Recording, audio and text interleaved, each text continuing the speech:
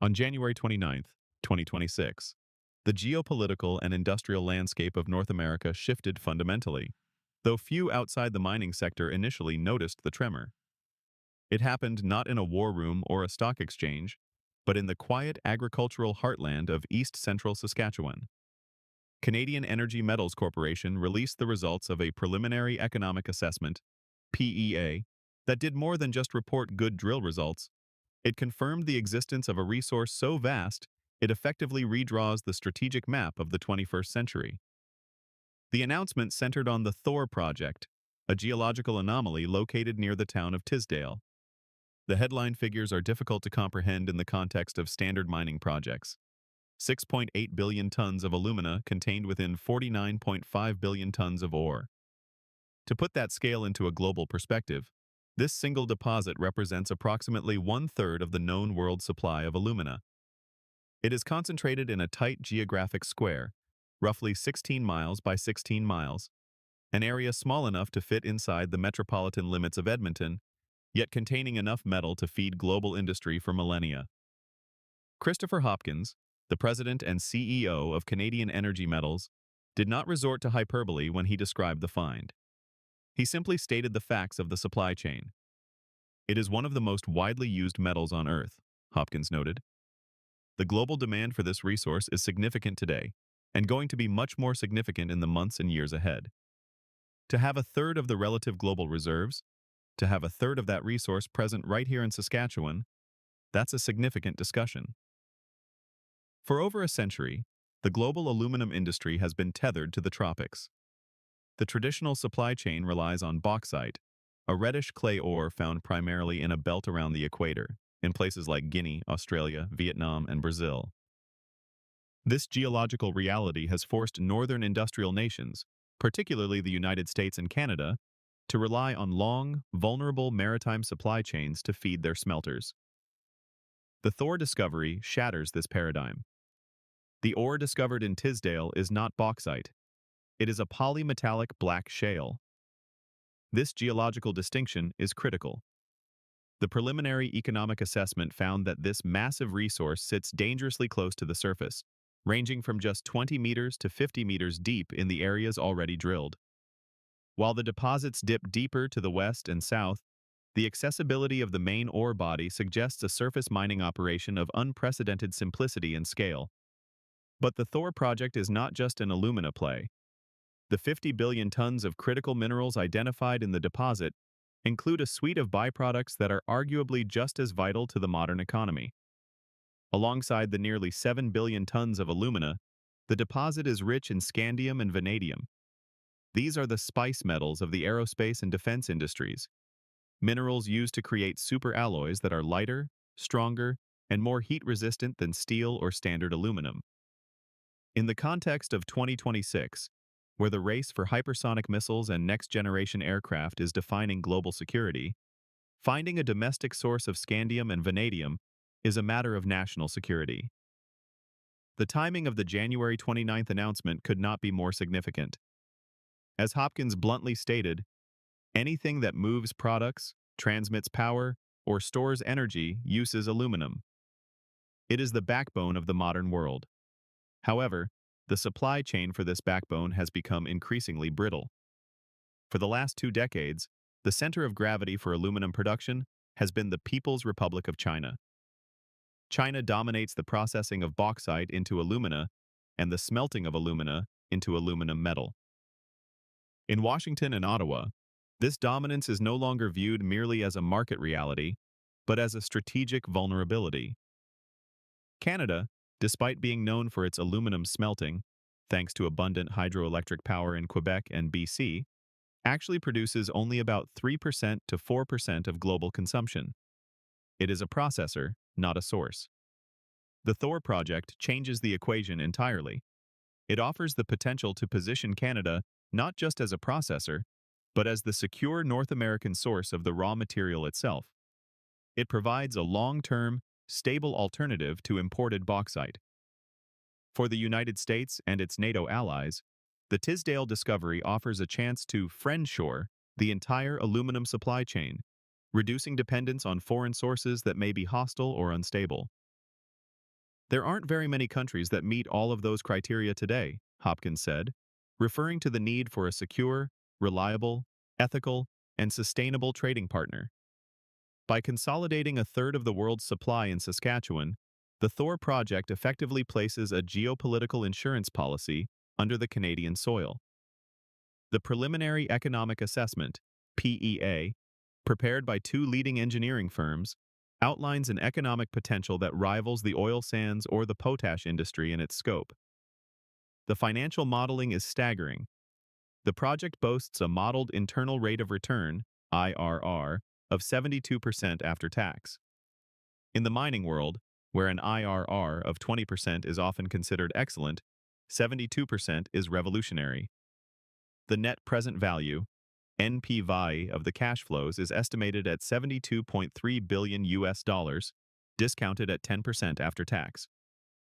Hopkins identified that over a 25-year period, the conceptual project could generate potential cash flows hovering around the $70 billion mark. The assumptions underpinning these numbers reflect a massive industrial undertaking.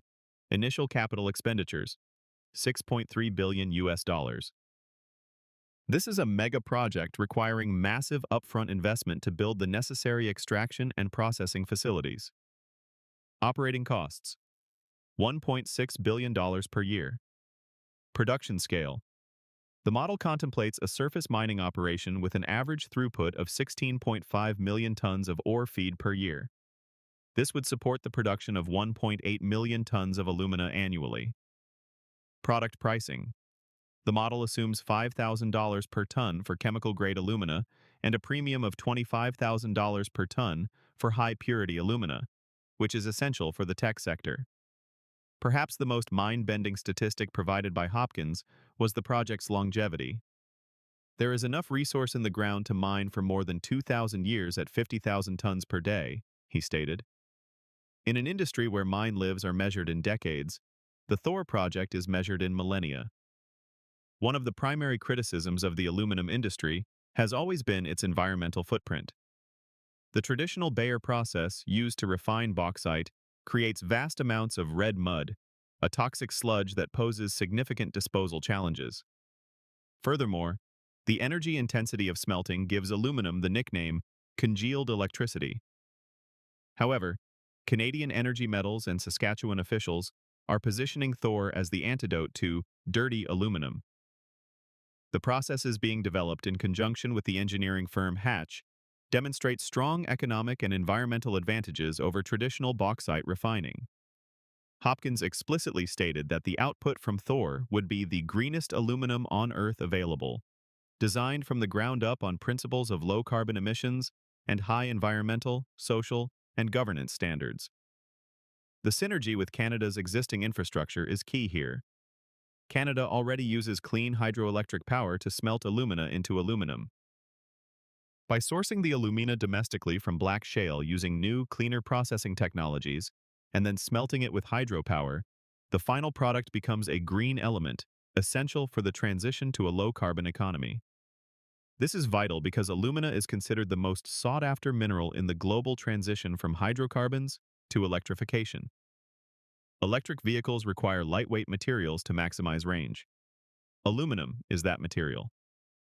Solar panels, wind turbines, and power transmission lines all require vast quantities of aluminum. The Thor Project is not just a mine, it is a feedstock for the green energy revolution.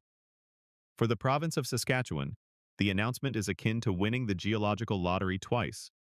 Already a global superpower in potash and uranium, the province now stands to become a titan of aluminum. Premier Scott Moe did not hide his enthusiasm regarding the announcement.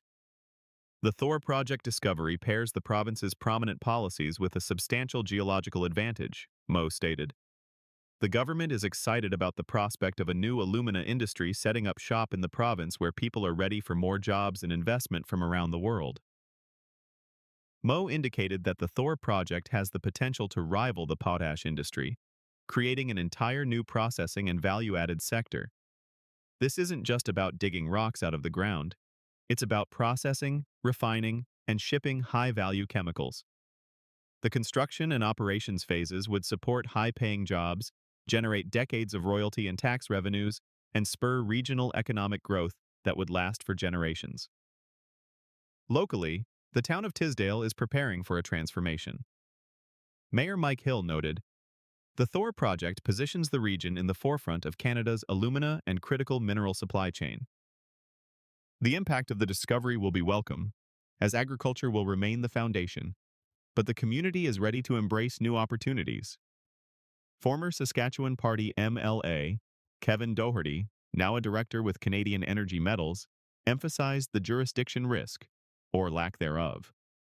Saskatchewan is consistently ranked as one of the best mining jurisdictions in the world. It offers political stability, a clear rule of law, and a government that is openly supportive of resource development. A deposit of this size often faces a stranded asset risk. It's valuable, but too remote to extract profitably. The Thor Project suffers no such handicap.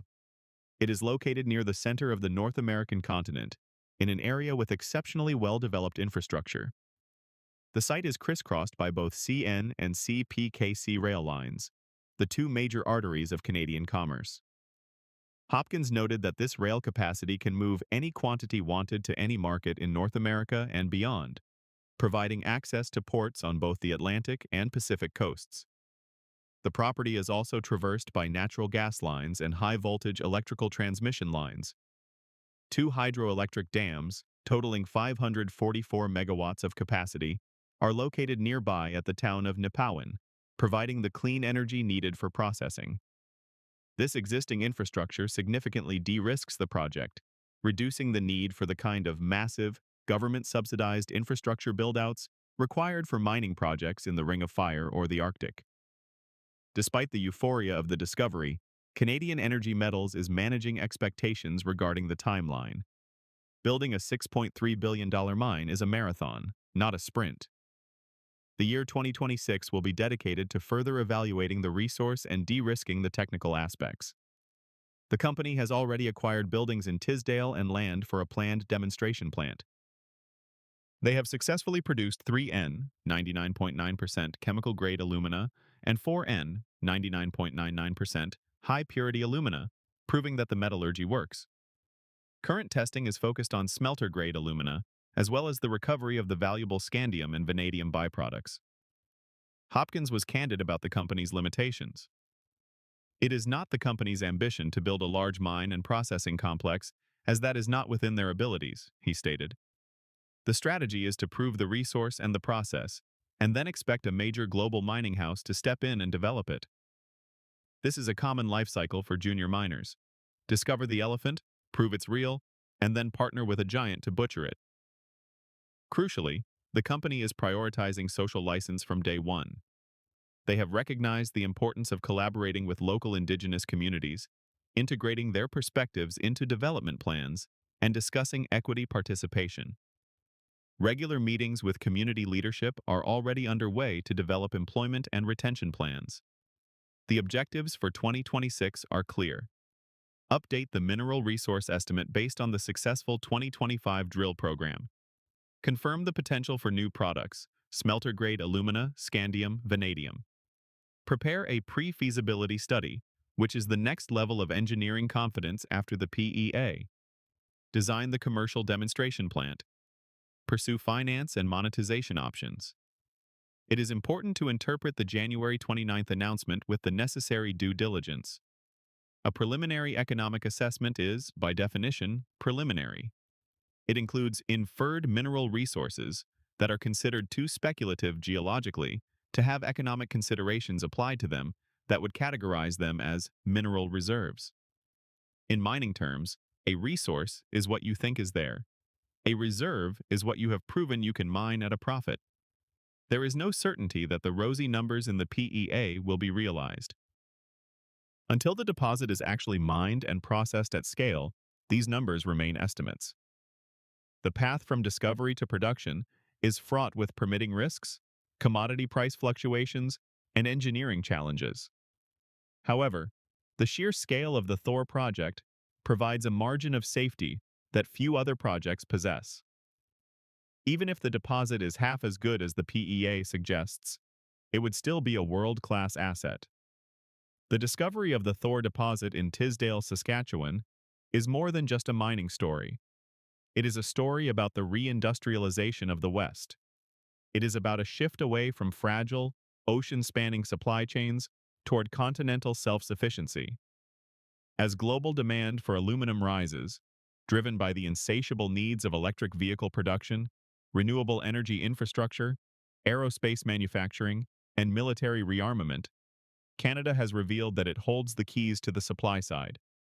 If successfully developed and commercialized, the Thor Project will not just create jobs in Saskatchewan, it will reshape global aluminum markets and shift the balance of industrial power for decades, and perhaps centuries, to come. For a world anxious about resource security, the answer just appeared beneath the black soil of the Canadian prairies. And as Christopher Hopkins noted, the products are significant, but how they are produced, ethically, securely, and sustainably, might be the true revolution.